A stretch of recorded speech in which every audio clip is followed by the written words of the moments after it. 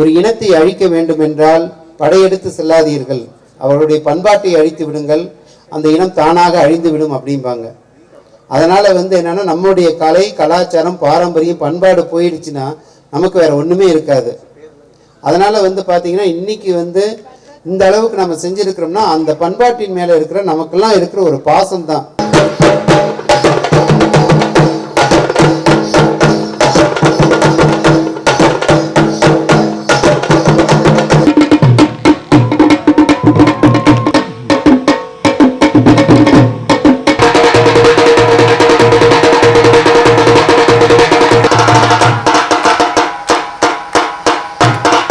தமிழகத்தினுடைய நாட்டுப்புற கலைகளை நம்ம மலேசிய மக்களுக்கு எடுத்துக்கிட்டு போகணும் அப்படிங்கிற ஒரே ஒரு காரணத்துக்காக இந்த நிகழ்ச்சியை ஒன்று செஞ்சோம். முதல் தடவையை இங்கே இருக்கிற நாட்டுப்புற கலைஞர்கள் அவர்கள் அப்படியே அங்கே மலேசியாவை கொண்டு செஞ்சோம். அப்போ தான் நிறைய பேர் எங்களை கேட்டாங்க, ஏன் மலேசிய கலைஞர்களுக்கு இந்த மாதிரி ஒரு பயிற்சி கொடுக்கக்கூடாது அப்படின்னு கேட்குறப்ப தான் நாங்கள் உடனடியாக இங்கே வரவழைச்சு இவங்களுக்கு பயிற்சி கொடுத்து இன்றைக்கி மலேசியாவில் ஒரு மிகப்பெரிய ஒரு நாட்டுப்புற கலையை ஒரு 3 hours 4 hours நீங்கள் நாட்டுப்புற கலைகளுக்காக ஒரு நிகழ்ச்சி படைக்கணும்னா கூட மலேசியாவில் நாட்டுப்புற கலைஞர்கள் ரெடியாக இருக்கிறாங்க, தயாராக இருக்கிறாங்க.